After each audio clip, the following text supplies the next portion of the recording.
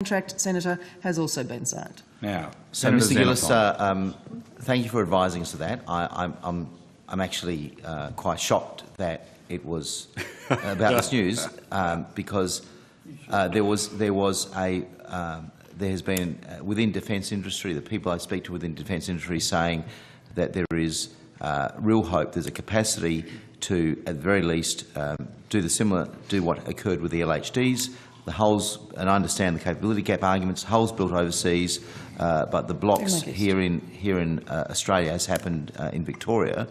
Can you give us some details in broad terms whether the contract will allow for some significant local build component for the supply ships? Senator, if I can just hop in for a second here, because often this gets missed in the discussion, but there is a capability requirement here for the ADF to be able to operate and sustain our forces. I understand that. But I need to give the context before we go down the path that you're going to go, because I think it sets the context as to why. You don't know which path I'm going down. No, I've got a good idea, Senator. Allow the CDF to answer the question. So he's accusing me of saying I'm going down a particular path. Senator Xenophon, please. I think it's called verbling.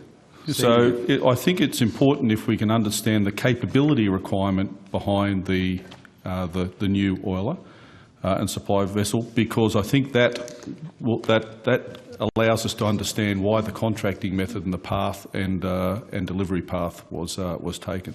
So if I can hand to the Chief of Navy, he could talk about the issues he has in Navy and the capability requirements here as the capability manager. With respect to CDF, I asked questions of Mr. Gillis. I'm trying to understand of the contract that was signed yesterday, which we have only just found about now, how much of that involves local content? Can we please And find I think out? the capability requirement will help you understand that answer, Senator.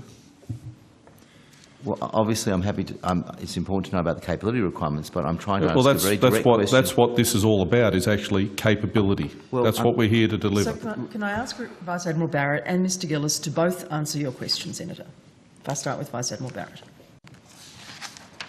And I'm trying to understand the local content in terms of I understand local that. I understand that. Senator, the original decision to replace the tanker was driven around the requirements that we have on sustaining the current tanker HMAS Success, which is now been in operation for over 30 years, and also for the replacement of HMAS Sirius, which cannot replenish hard value, can only replace fuel at this stage. The requirement was to do so as quickly as possible because the costs that I have to bear in sustaining Success in particular at the moment are increasing rapidly. It comes to the end of its life. The view then was to look at where this could be developed, and we looked for a design that was already in place, a ship that was designed and already in place, that was a proven ability, that was in service somewhere else, and as a consequence of that, a decision was made by government to proceed overseas. With the process of tender and contracting that has been conducted over the last 18 months, we are in a position, having signed a contract, to commence build and to introduce both of those ships, in my understanding, a little earlier than we had originally anticipated. So I will be able to relieve the current capability deficiency that exists with the two existing tankers. So earlier than anticipated by how many months?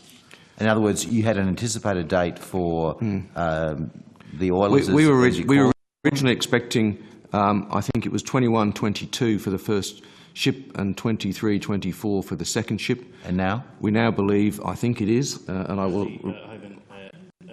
Ship 1 delivered 2019. Ship delivered Ship 2 delivered 2020. That's a material release.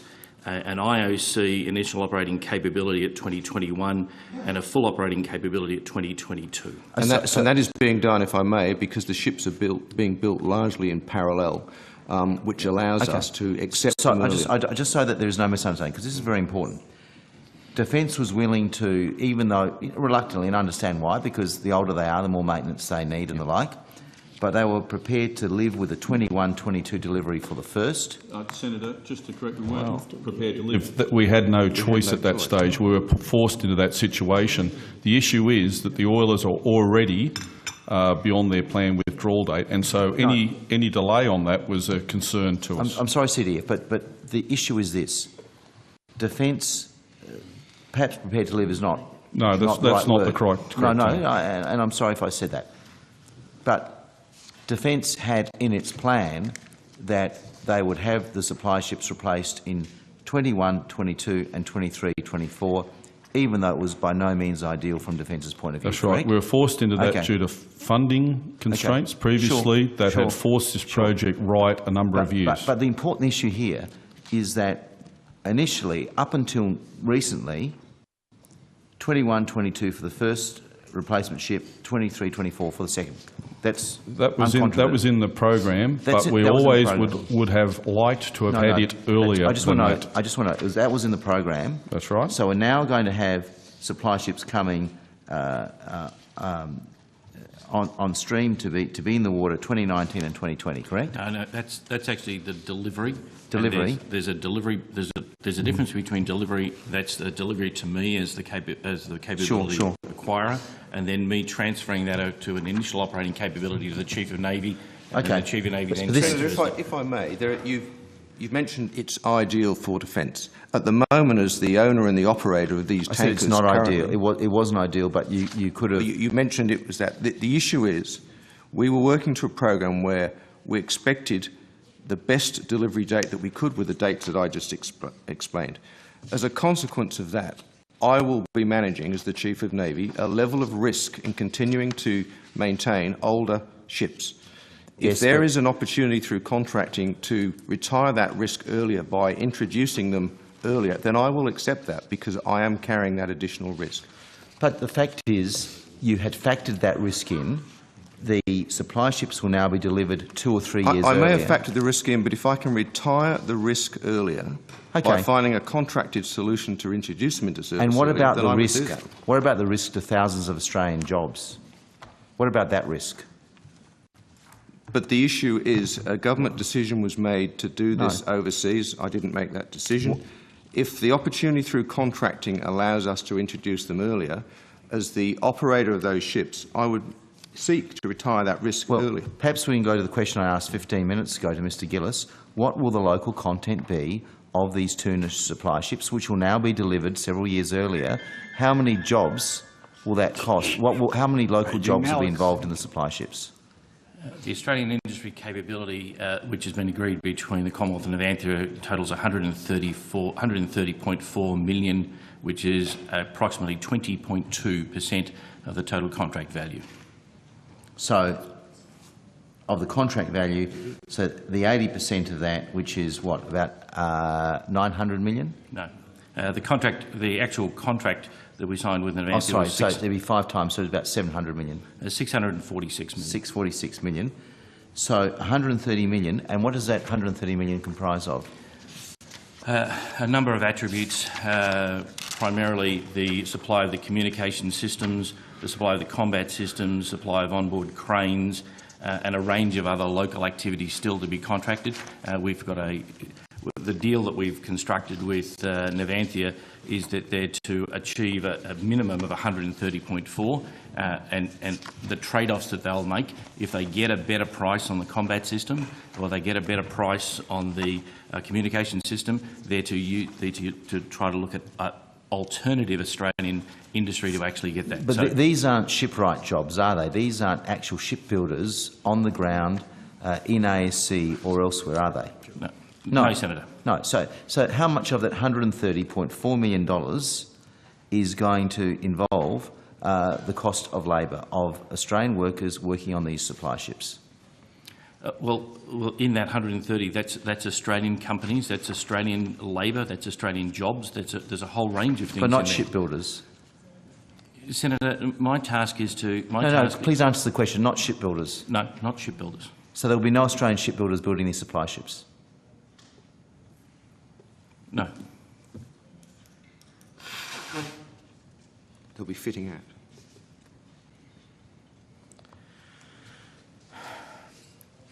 So you're aware that ASC is laying off hundreds of workers between now and the end of next year, but there has been no attempt to maximise Australian industry involvement as there was with the LHD?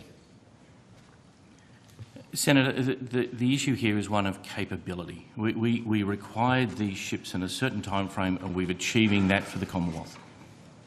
So, Senator, we have Not also, one Australian shipbuilder. We have also Not one Australian previously- shipbuilder. There's 3,000 in Cadiz in Spain, I understand, Senator Xenophon. We've also previously discussed, and I'll ask the officials to speak further to this, that if you were to build the supply ships in Australia, in Adelaide now, the amount of infrastructure upgrade that would be required to build 2 ships of that size and the interruption that that would bring to the air warfare destroyer program is also another factor. That is a statement of fact. You know that. Minister, December this year, the AWD, there'll be lots of space at ASC. You know that, Minister. There won't, Senator, and I'll ask the officials to talk about that further. Senator, one of the things with building a ship of this size is that the block size. We don't have the infrastructure at ASC to construct the blocks. And the South Australian government's willing to help with that. We can't launch the ship. Because we don't have a launch facility for the size of that ship in Adelaide. And you know the South Australian government was willing to play ball with you on that. So do you want to stop the AWD program again No, not at now? all. Do you want to stop that? No, that's not the Interrupt case. that to build the infrastructure upgrades? I think you're Is being that what you verbal. want to do? I think you're being you're verbal. verbal. No, now. how would you do it then? You're You tell verbing me now. me I'm just how you relying would do it. on those within defence industry who tell me that they can do both. And the evidence from Well, the ASC the itself. officials are indicating to you that that is not the case. Those poor people at the ASC, they really should stop telling the truth. Can you tell me if Australian steel is Those going to poor be people used? at the ASC, Senator Conroy, are still reaping the rewards of you doing absolutely nothing between 2007 and reaping the rewards of 2013, quite frankly. you sending and the contrast is this government first making 2 supply commitments to ships the offshore patrol offshore. vessels, the future frigate program at Offshore. $35 billion, and the Pacific Patrol Your boats currently government's underway in first Western Australia. decision That is the fundamental was to difference, and send that is the 2 reward they're reaping, Senator major Conroy, the one surface you gave them. vessels Enough, both of you. offshore. The and one you refused gave them, to allow, and you know it. Now, refused to allow Senator an Xenophon, Australian to even... Senator Very Xenophon, important. you're about to ask about Australian steel. I'll then, in about 2 or 3 minutes' time, go to Senator Fawcett until morning this tea. is a dramatic revelation about these supply ships. I just It said, is not, Senator Xenophon. What, you and signed the your- contract the your day before the grandstanding election? on this matter will not get us anywhere. You know exactly what the commitments of this government Is it- are. is it You know grand- exactly the difference that it will make to South You Australia signed a and Adelaide. contract on the eve and of the you trying to election. play You games signed a with contract this. on the eve of the election. That is the process which is underway, Not Senator one Xenophon. Australian You shipbuilder, know that. not We one discussed it Australian at the shipbuilder, last not estimates one meeting. Australian colleagues, shipbuilder. We colleagues, discussed it at the last colleagues, estimates colleagues, meeting, and you know Minister, it. Senator Xenophon, thank you.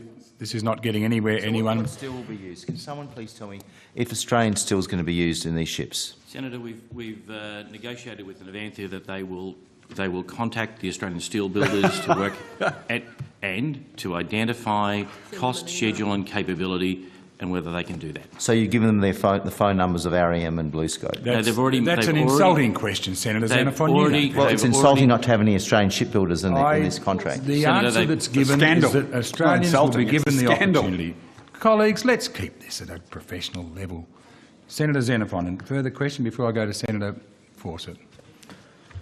There's an Australian industry participation plan. Has that been released? Will that be released? And the Australian Industry Capability Plan will be released. When will that be released? I'm expecting within the next few days. One, Senator McEwen before. Have you asked Navantia what steel they will be using? That is Senator, we've asked Navantia to contact and to negotiate with Australian build. What steel they intend to use? If you've signed this contract, you must have some idea where they are going to source the steel for these 2 ships. Senator, a part of this contract was that we've asked them to contact Australian steel manufacturers and to look at it on the basis of cost, capability. That means and nothing. schedule. Where do Navantia normally source their steel for these types of ships from? On the international market. And what does that mean? What countries? They source them out of Korea, they can source them out of China, they can source them out of Europe. They have sourced some out of Australia in the past. It's about. But Senator, if you look at what we're looking at on the Pacific Patrol boats, Australian steel, on the OPVs, Australian steel, on the frigates, Australian steel. But these are ships that are going to be built now. in Spain not using Australian steel. Isn't that correct? I don't have that. I don't have that information yet. We have asked Navantia to make contact with the Australian steel industry to look at on cost capability. Do you know whether Navantia have made those approaches? Yes, they have. And do you know what the response has been No, from not REM and BlueScope, I presume? Not yet. Thanks, Senator McEwen. Senator Forson. Mr Gillis, could you just talk to the committee about the risks that were identified in the RAND review about short-run ships in terms of the premium paid if you don't build a larger number? So we've seen with air warfare destroyer, productivity on first to type is low, but then it improves. So what's the cost premium we'd be paying if we only did a short run of 1 or 2 ships? Senator Peter Baxter, Deputy Secretary Strategic Policy and Intelligence, what RAND found in their report was that if you adopted a continuous build philosophy, such as the government's announced for the OPVs and the future frigates, you could reduce the premium from around 30 to 40% over US prices for constructing the same ship, down to roughly half of that, 15 to 20%. But you had to have the learnings of a long production run to be able to maximise productivity within the shipyard and be able to drive down those premiums. So the risk in building short-run ships was that you would be paying the premium for first of class and you wouldn't have a long enough production run to actually be able to harvest the productivity gains that you'd get from a longer production run. Sure. Can I just take you back to a statement you made before that in the 6 years between 2007 and 2013 there were no orders placed for vessels. I don't actually believe that's correct. I believe there was an order placed for 12 LCM-1Es. Is that correct? I don't have that information with me. That's correct, Mr Secretary? Right, I think Mr Gillis might have the details. Senator, I'll just have to get the specific data on the LCM-1Es. I understand that there was an order of there were some of those who were constructed in Spain, some of them were constructed in Australia, but that was prior to my arrival, so I'll have to get the specific details on that for you. Yeah, but my understanding, and I was looking for clarification here, that there was an order and that the bulk of that work was actually sent to Spain. So if you could confirm Senator, that. I'll take that on notice. Thank you very much. Thanks, Chair. Senator Conroy. Oh, thank you. So I was just waiting for Mr Richardson to dial up the AFP again, but you haven't called them yet? Get on with your question. Senator, hang on before you go, Senator Conroy. Sorry. We have got an answer, Mr Gillis. Do you need their number? I would have thought it's on speed dial for you. Senator, all 12 were built in Spain. These are relatively small, ancillary small boats that support the LHDs. But they were classic shipbuilding work in terms of welding construction. So the one decision that was taken between 2007 and 2013, all the work was sent to Spain. Nothing went to any Australian shipyard. Yes, Senator. That's right, Senator, and I think part of the decision-making there was risk and being able to deliver in a short time frame so that those vessels would have been ready for the LHDs when they came into service, because they're an integral part of the LHDs. So it's a capability-based decision, a bit like the supply ships. That's exactly right. Interesting. Thank you. We will go to morning tea now and resume at 20 to 11. Thank you.